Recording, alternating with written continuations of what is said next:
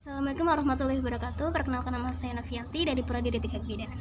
Saya di sini akan menjelaskan tentang konseling PMS. Saya di sini akan menjelaskan tentang infeksi menular seksual, yaitu sifilis. Jadi sifilis ini adalah penyakit menular seksual. Nah, disebabkan oleh bakteri Treponema pallidum, yaitu di mana sifilis ini bisa disebut dengan raja singa atau peniru besar, yang dimana tanda gejalanya ini nih tidak bisa dapat dibedakan dari penyakit lainnya. Nah, di sini ada cara penularan sifilis. Bagaimana sih cara penularan sifilis? Nah, sifilis bisa menular melalui kontak langsung dengan penyakit sifilisnya. Nah, lalu nih, di mana sih beradanya luka-luka sifilisnya? Nah, luka sifilis ini bisa berada di kelamin eksternal, vagina, anus, ataupun bisa di dubur dan bisa juga di mulut, di bibir. Nah, terus juga wanita hamil juga bisa jika wanita hamil terkena sifilis itu bisa menyebabkan kepada bayinya. Nah, di sini juga ada tanda gejala sifilisnya itu. Nah, biasanya itu tanda gejala sifilisnya itu 1 sampai 13 minggu, tapi lebih sering 3 sampai 4 minggu. Nah, jadi untuk orang-orang yang terinfeksi sifilis tapi tidak memiliki tanda-tanda bahaya, itu bisa menyebabkan komplikasi yang sangat dalam gitu. Jadi bisa memiliki penyakit komplikasi. Nah, juga bisa walaupun penularan ini terjadi dari orang-orang dengan luka yang berbeda, yang berada dalam tahap primer atau sekunder, jadi banyak dari luka yang tidak dikenal. Nah, dengan demikian penularan itu dapat terjadi kapan saja. Nah, jika tidak, banyak orang yang mengalami infeksi sifilis ini tidak menyadarinya gitu tuh. Jadi tuh seakan-akan kayak ini gejala biasa, ini penyakit biasa gitu, sehingga bisa menyebabkan penularan ke yang lainnya. Nah, gimana sih cara pengobatannya? Nah, cara pengobatan itu sifilis ini sepertinya mudah untuk disembuhkannya.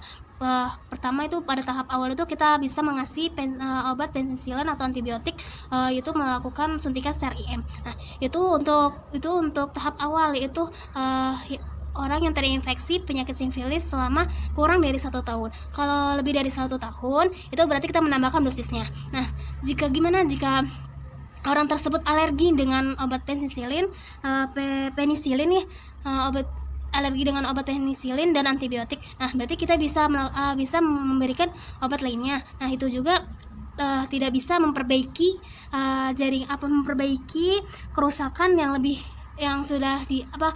kerusakan yang lebih lanjut, tetapi tidak memperbaiki kerusakan yang telah dilakukan oleh bakteri tersebut. Nah, gimana sih cara pencegahan sifilis? Jadi pertama itu kita menjauhi kontak langsung dari seksual yang terinfeksi sifilis. Nah, kenapa kita harus menjauhi? Bukan kita menjauhi, tapi kita memberitahu jika apakah ada tanda-tanda sifilis atau tidak. Jadi kita bukan menjauhi, tapi kita lebih mencegah agar tidak menular ke kitanya. Nah, terus menghindari alkohol dan narkoba. Kenapa alkohol dan narkoba?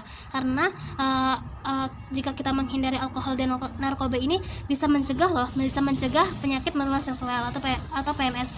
Kenapa? Karena kalau kita mengkonsumsi alkohol, meminum narkoba, terus kan otomatis kan kita kayak berada di luar sadar kita. Nah, kita tuh kalau kita terlalu banyak minum alkohol, kita bisa melakukan hal-hal yang di luar sadar kita gitu. Jadi apapun itu bisa terjadi. Nah, makanya ini tuh salah satu mencegah IMS. Nah, terus ada menggunakan kondom saat berhubungan. Kenapa menggunakan kondom saat berhubungan? Karena ini cara yang aman untuk mencegah IMS. Lalu disarankan sebelum melakukan hubungan seksual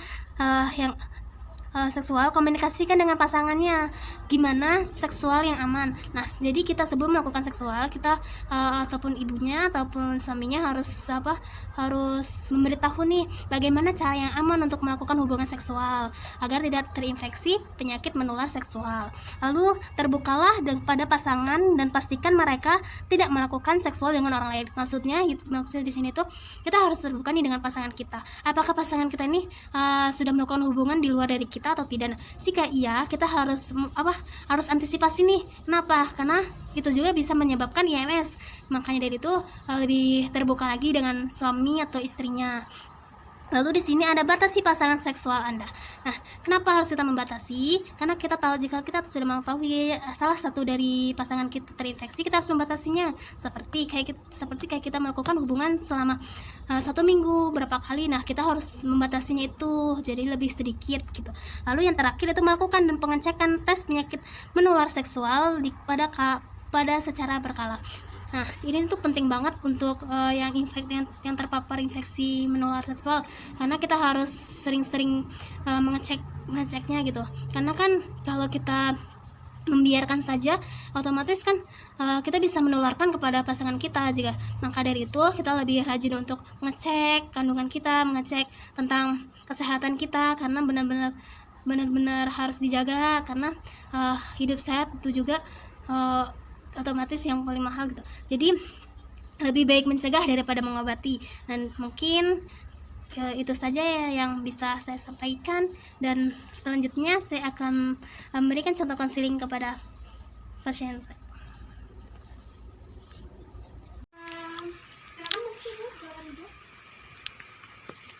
Assalamualaikum Ibu. Izin perkenalkan diri saya terlebih dahulu. Saya Nafianti dari Prodi Detik Kebidanan yang bertugas hari ini. Nah, Ibu bisa bercerita tentang Ibu bisa mengungkapkan semuanya. Privasi Ibu saya jamin. Terus apa ada yang bisa saya bantu Ibu? Ya Ibu, jadi saya tuh ingin konsultasi tentang penyakit seksual. Saya juga ingin tahu tentang penyakit seksual itu apa, yang seperti Filipis. Jadi setiap saya berhubungan atau misalkan di dalam vagina saya itu ada bintik-bintik merah. Apakah Ibu sudah tahu tentang sifilisnya Ibu? Dulu. Saya akan mengasih leaflet Ibu ya. Ya. Pegang, nanti Ibu lihat. Nah, saya di sini akan menjelaskan tentang sifilis ya Ibu. Di situ ada pengertiannya Bu. Nah, di sini ada pengertiannya. Sifilis adalah infeksi menular seksual yang disebabkan oleh bakteri Trichomona pallidum. Nah, jadi sifilis ini bisa disebut dengan raja singa. Nah, jadi gejalanya ini tidak merasakan sakit Bu. Jadi gejalanya ini nih susah dibedakan dari penyakit yang lainnya. Nah, di sini ada cara penularan penularan sifilisnya Bu. Pertama, Ibu akan cara penularan pertama melalui kontak langsung dengan penyakit sifilisnya. Nah, luka yang terjadi terutama itu pada bagian eksternal kelamin, yaitu ada yang dikatakan itu vagina, terus anus, dan bisa juga di dubur. Nah, sifilis juga bisa berada di bibir dan bisa di mulut. Jadi sini ibu hamil juga kalau sudah terkena infeksi menular seksual itu juga bisa mengakibatkan pada bayinya. Lalu balik lagi, di sini ada gejala penularan sifilis. Nah, gejalanya ini biasa mulainya itu timbulnya tuh waktunya 1 sampai 13 minggu. Tapi yang lebih banyaknya itu biasanya 3 sampai 4 minggu saja. Nah, di sini tuh banyak nih yang terinfeksi sifilis tapi tanpa gejala bertahun-tahun. Nah, sifilis ini mungkin nggak terlalu berbahaya. Cuman kalau bertahun-tahun terinfeksi sifilis tapi tidak diobati itu bisa mengakibatkan komplikasi. Nah, lalu di sini ada pengobatan sifilis. Pengobatan sifilis ini mudah disembuhkan. Nah, penyembuhan itu ada tahap awal. Tahap awal ibu akan dikasih obat penisilin dan antibiotik. Nah, ibu akan dikasih tersebut melalui suntikan secara IM atau intramuskular. Nah, jadi di sini tuh selama kurang dari 1 tahun kita kasih penisilin dan antibiotiknya. Nah, jika lebih dari 1 tahun kita akan menambahkan dosisnya tersebut. Nah, tetapi kan terkadang banyak orang tuh yang alergi obat. Nah, kita bisa menggunakan obat lainnya, tetapi kita tidak bisa memperbaiki kerusakan yang telah dilakukan oleh bakterinya. Nah, terus di sini ada pencegahan sifilis, yaitu menjauhkan diri dari kontak seksual yang diketahui terinfeksi.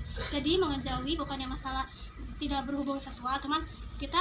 Kalau kita sudah salah satu dari kita tahu gitu infeksi menular ini bisa menimbulkan menular pada pasangan kita. Nah, kita bukannya menjauhi tapi antisipasi. Nah, lalu di sini menghindari alkohol dan penggunaan narkoba. Nah, ini tuh salah satu mencegah terjadinya IMS atau infeksi menular seksual. Kenapa? Karena alkohol dan narkoba ini bisa mengakibatkan kita untuk tidak sadar gitu. Kadang kita tuh banyak kan orang tuh minum alkohol, apalagi narkoba gitu berbanyak gitu, bisa di luar sadar kita, jadi itu bisa melakukan hal-hal yang bisa terjadi gitu. Nah, lalu di sini menggunakan kondom saat berhubungan. Ini tuh mencegah untuk penularan IMS. Kenapa? Karena penyakit IMS kan menularnya lebih cepat ya, terus tidak dirasakan sakit. Nah, lebih baik ibu memberitahu kepada pasangan ibu, suami ibu untuk memakai kondom saat berhubungan. Nah, lalu di sini disarankan sebelum melakukan hubungan seksual, komunikasikan dengan pasangan Anda tentang seks yang aman. Nah, maksudnya di sini tuh ibu memberitahu pada pasangan ibu, suami ibu nih gimana sih caranya berhubungan dengan aman. Nah, lalu di sini ada terbukalah pada pasien dan pastikan mereka tidak melakukan seks dengan orang lain. Jadi ibu tuh harus terbuka sama suami ibu. Jadi ibu harus bertanya kepada suami ibu apakah suami ibu pernah berhubungan dengan orang lain atau tidak. Itu juga sebagai antisipasi buat ibunya, karena itu juga bisa menyebabkan infeksi menular seksual. Nah, terus di sini juga ada batasi pasangan seks Anda. Nah, jadi ibu selama 1 minggu gitu berapa kali gitu melakukan berhubungannya. Nah, ibu bisa mengurangi batasannya. Lalu di sini terakhir itu melakukan dan pengecekan tes penyakit menular seksual secara berkala. Jadi setiap ibu tahu nih infeksi, udah mengetahui bahwa ibu terkena tanda gejala infeksi menular seksual nih, ibu jadi harus rajin-rajin mengecek ke dokter ya Bu ya, karena untuk kunjungan ulang, untuk pengobatan, karena kan ibu juga tidak mau gitu menularkan kepada suami ibu gitu. Nah, itu tentang sifilis ya Bu. Apakah ada pertanyaan? Itu kalau penyakit sifilis itu di orang yang kena itu, yang bisa kena itu apa yang yang bersuami istri cuma satu orang yang melakukan perhubungan gimana? Tapi istilahnya kan ada tuh yang di luar sana yang melakukan misalnya lebih dari 2 orang 3 orang berhubungan gitu tuh. Itu juga yang satu berhubungan itu tuh bisa mengakibatkan gejala filipis atau tidak gitu. Nah, jadi yang melakukan seks bebas secara berganti-ganti pasangan itu bisa mengakibatkan IMS, infeksi menular seksual. Jadi IMS itu banyak banget gitu penyakitnya. Nah, ada gonore, ada sifilis, terus ada HIV, AIDS, terus dan banyak yang lainnya. Jadi rentang banget bagi orang yang berganti-ganti pasangan. Jadi lebih baik mencegah daripada mengobati gitu ya. Jadi harus mengawasi diri gitu biar tidak terjadi hal seperti itu. Jadi kalau perbedaan HIV sama filipis itu bagaimana? Kalau HIV itu terjadinya karena virus.